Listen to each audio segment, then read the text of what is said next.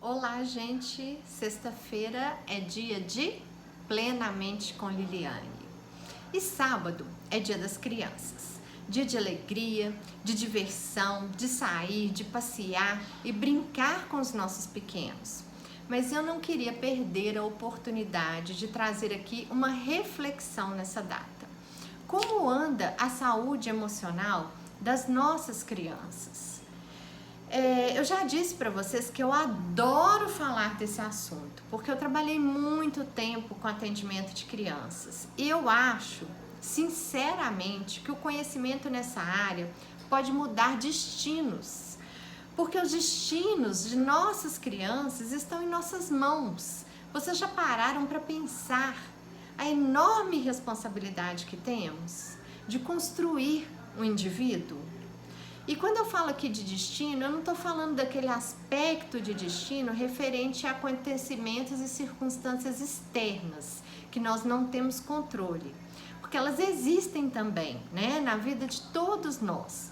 Mas quando eu estou falando aqui em mudar o destino de um novo ser humano, eu estou falando de determinar o destino através da formação da personalidade, que vai influenciar durante toda a vida as escolhas, as decisões e os resultados das pessoas. O lar familiar é, na maioria dos casos, o lugar onde acontecem as primeiras interações da criança. E a fase infantil é o período de maior desenvolvimento físico, emocional e cognitivo. E um dos maiores conhecimentos que Freud trouxe à psicologia foi quando ele mencionou que a experiência da infância tem uma influência determinante na personalidade adulta. E Freud acreditava que a personalidade estava essencialmente formada por volta dos 5 anos de idade. Hoje em dia, gente, depois do avanço da neurociência e da tecnologia, que permitiram aí o maior entendimento da mente, estudos já comparam o nosso cérebro a um computador, que possui um HD, que são as coisas que vêm impressas já de fábrica, digamos assim, como temperamento herdado geneticamente, né, e que a gente pode perceber logo que a criança nasce. Mas que vem também esse computador, né, a nossa mente vem também com software em branco, onde são impressas todas as experiências vividas pela criança através do que ela ouve, vê e vivencia. E, gente, mesmo que já vem impresso no HD nosso aqui, nas heranças genéticas, elas podem ou não se manifestar dependendo do meio em que a criança vive. Quando eu falei para vocês sobre os transtornos mentais, como depressão, ansiedade, que tem sim uma carga genética, eu falei que só a genética não determina o desencadeamento da doença. As pessoas podem ter a tendência, mas se elas viverem em um meio em que não haja o gatilho, essa tendência não se desenvolve. Então pode existir a tendência, mas a ocorrência depende de fatores externos. E esses fatores começam pela família. A família tem um papel fundamental durante o desenvolvimento físico, cognitivo e psíquico, que pode tanto favorecer ou desfavorecer a criança, preparando-a emocionalmente para lidar com as frustrações cotidianas ou proporcionando um ambiente hostil e angustiante, no qual podem estar presentes a agressão, a falta de diálogo e falta de comprometimento dos familiares. Gente, eu fui em uma palestra na semana passada em que a palestrante, que era uma psicanalista e psicóloga, ela disse de uma pesquisa que comprova que crianças criadas em um lar muito turbulento, onde haja muitas brigas e gritos, ela tem uma descarga de adrenalina na corrente sanguínea tão constante por causa do susto, do medo, que quando elas crescem, elas se tornam pessoas que não sabem viver em um ambiente harmônico. É como se elas ficassem viciadas na sensação da adrenalina. Então, quando está tudo calmo, essas pessoas inconscientemente arrumam um problema para desencadear uma briga que vai lhe proporcionar a sensação de coração disparado, excitação, que ela já está acostumada. Gente, isso é muito sério. A família deveria ser um lugar de refúgio, mas tem se tornado um campo de batalha. E as crianças criadas em um lar assim não sabem viver em paz. Em relação à saúde mental das crianças, os números são assustadores. Segundo a Organização Mundial de Saúde, metade dos problemas mentais começam antes dos 14 anos de idade. Uma pesquisa publicada num jornal dos Estados Unidos aponta um aumento de 20% nos diagnósticos de transtornos de ansiedade entre 6 e 17 anos. No Brasil, uma pesquisa realizada em 2015, imagina agora, apontou que 13% das pessoas entre 6 e 16 anos tinham transtornos mentais, sendo os mais prevalentes a ansiedade, o transtorno do déficit de atenção e hiperatividade e a depressão. E quando os núcleos familiares tornam-se hostis para os menores, resultando em maus tratos, abandono, isso provoca feridas físicas e emocionais. E, gente, as feridas emocionais são, na grande maioria dos casos, as que mais marcam. Porque as feridas do corpo passam, mas as da alma ficam.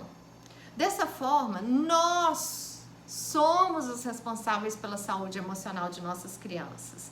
Elas são, sem sombra de dúvida, gente, o reflexo do que elas vivem.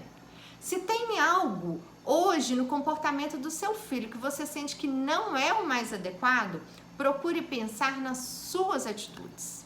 Os especialistas confirmam que as crianças reagem emocionalmente à forma como são tratadas e tendem a reproduzir o comportamento que vivenciam. Gente, as palavras ensinam, mas o comportamento arrasta. Ou seja, as crianças realmente seguem o exemplo que você dá a elas. E quando o assunto é tratativa, a forma como elas são tratadas, todo cuidado é pouco para evitar traumas e influências diretas na personalidade da criança. Então, gente, hoje vamos a dicas de como podemos ajudar nossas crianças a terem uma boa saúde emocional e até mesmo prevenir doenças mentais. A primeira dica é uma educação aberta ao diálogo. Criar filhos de forma repressiva, violenta, sem diálogo, com pouco espaço para negociação e imposição autoritária pode levar a diversas consequências na personalidade adulta dela depois. Uma educação autoritária e sem diálogo produz crianças que obedecem apenas por medo da punição e não por respeito e entendimento do que está sendo imposto. Então pare e pense: meu filho está feliz? Estou incluindo ele em algumas decisões? Ele é espontâneo? Ele consegue criar por conta própria, tem criatividade? Ele brinca livremente? Ele tem espaço para brincar e se divertir? Ele tem muitos medos? Tem dificuldade de tomar iniciativas? Tudo isso pode ser sinal de que a educação está sendo autoritária demais. Gente, é lógico que há um limiar entre educação aberta ao diálogo e falta de limite. Quando se fala em diálogo e limite, existem sim questões que são inegociáveis com a criança, como o cumprimento das obrigações escolares, educacionais, a ética, a moralidade, os valores. Nada disso, gente, se negocia com a criança, mesmo porque ela não tem condições cognitivas de decidir por essas coisas nessa idade. As crianças, elas precisam de limite, sim. E limite, quem dão, são os pais. Os limites são bons porque fazem as crianças se sentirem seguras por saberem como elas devem se comportar, o que é esperado delas. Mas esses limites precisam ser claros e coerentes e não variarem de acordo com o nosso humor e disposição. E é importante que as crianças também entendam o porquê de cada limite. Quando elas entendem, elas se esforçam muito mais para segui-los. E é claro que elas vão errar, gente. O erro faz parte de qualquer processo de aprendizagem. E elas estão em plena fase de aprendizagem. Então, elas vão errar muito. Mas já está mais que comprovado que elas têm uma motivação muito maior para acertar quando elas são movidas pelo amor e admiração pelas figuras de autoridade do que quando são movidas pelo medo. A segunda dica é que a educação de uma criança é o reflexo do comportamento dos pais. A educação dos nossos filhos passa menos pelo que dizemos que eles devem ou não fazer, de como devem ou não se comportar, do que pelo que eles veem no nosso próprio comportamento. O comportamento deles será sempre um reflexo do nosso. Nós não podemos falar para uma criança que ela não deve gritar se gritamos o tempo todo pela casa. Não podemos falar que ela deve cumprimentar a todos se o que ela vê é a gente passando sempre com pressa sem cumprimentar ninguém. Não conseguimos tolir a agressividade delas se ela nos vem resolvendo os nossos problemas de forma agressiva. Gente, eu vou falar de novo. As palavras ensinam, mas o exemplo arrasta. A terceira dica é ensinar as crianças a identificarem e lidarem com seus sentimentos. A criança, gente, ela não nasce sabendo o que é dor, o que é raiva, o que é alegria, o que é medo. Ela só sente e reage. Eu já falei para vocês no vídeo Você Foi à Piscina? É muito bom, gente, assistam esse vídeo. Sobre a forma de manifestação do comportamento, né? O que a gente chama de PA. Nós agimos por causa de uma emoção, do que a gente sente, né? Então, uma emoção provoca uma ação. E com a criança é assim, a criança sente e age. Então, ela chora, faz birra, belisca, puxa o cabelo, morde, faz pirraça, desafia. E às vezes, sem saber o que ela está sentindo. Então, o primeiro passo para ensinar a criança a lidar de uma forma equilibrada com suas emoções é ensinar a nomeá-las e não a bloqueá-las. Porque, gente, como eu digo sempre, as emoções não se bloqueiam. Nem nós adultos conseguimos. Elas escapam de alguma forma.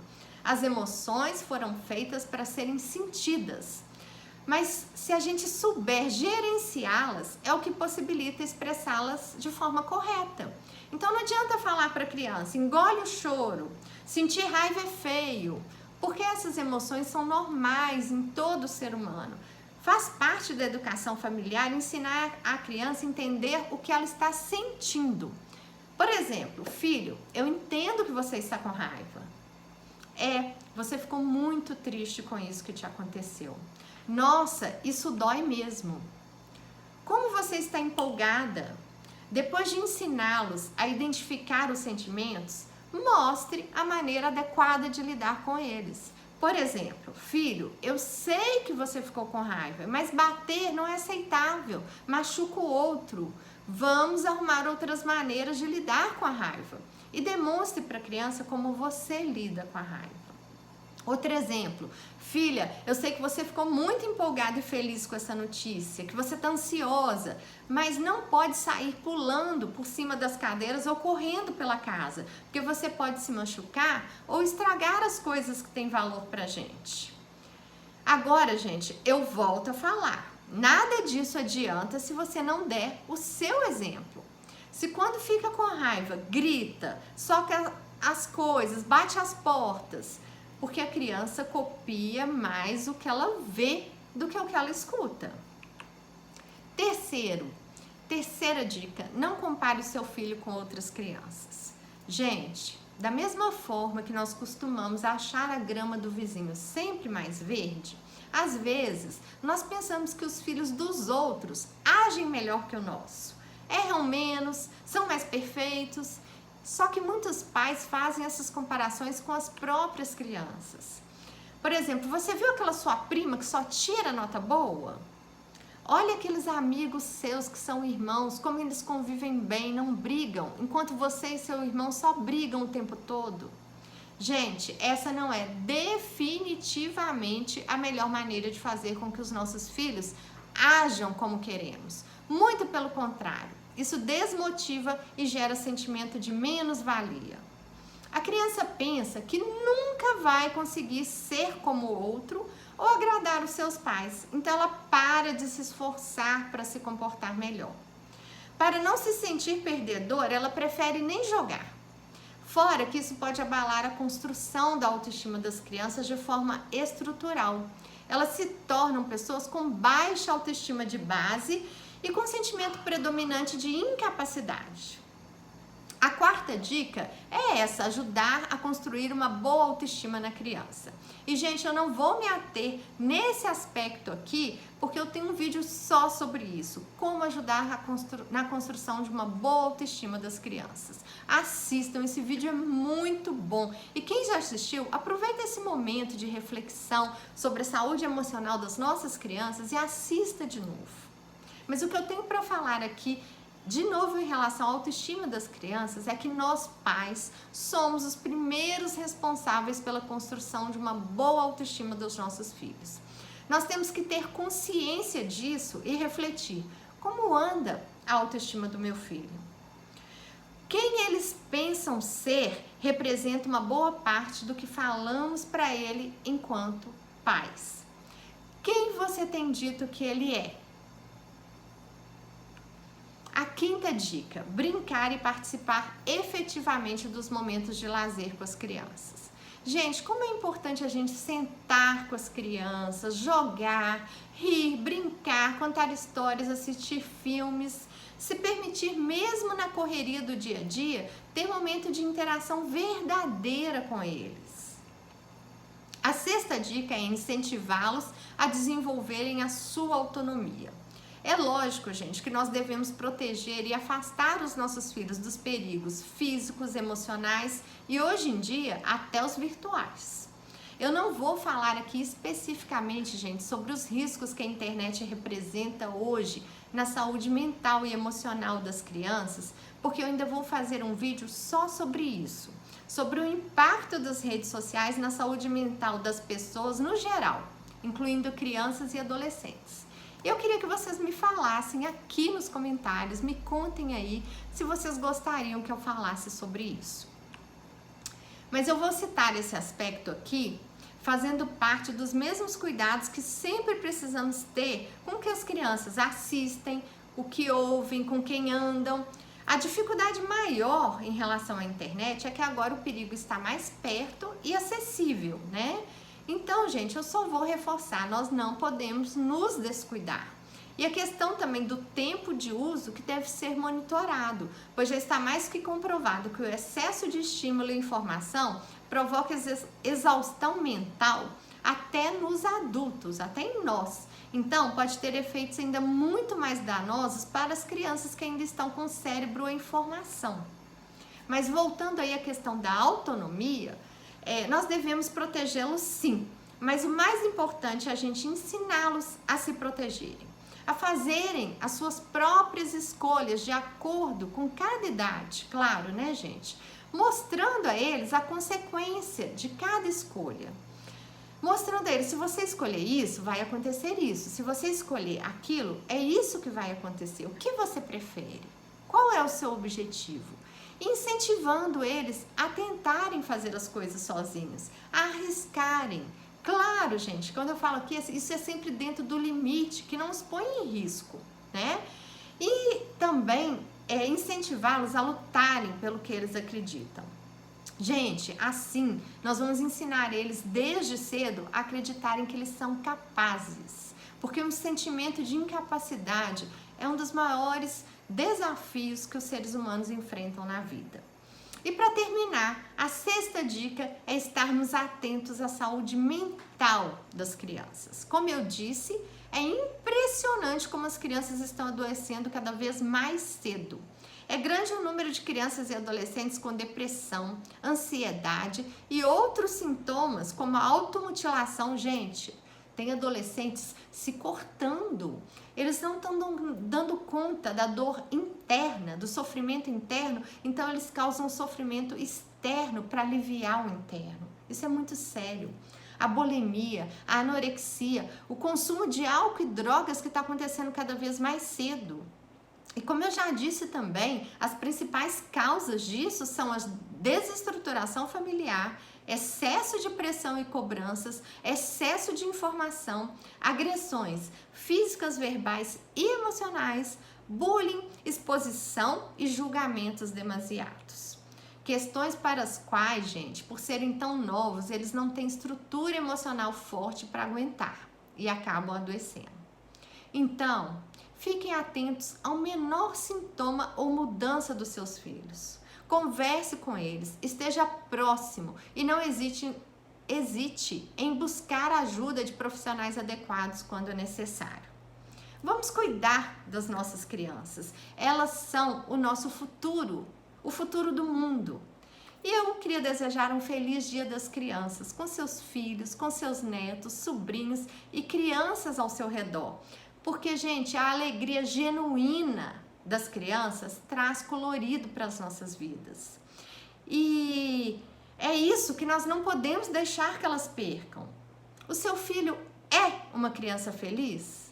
Vamos refletir sobre isso, porque está tudo aqui, está tudo sempre aqui.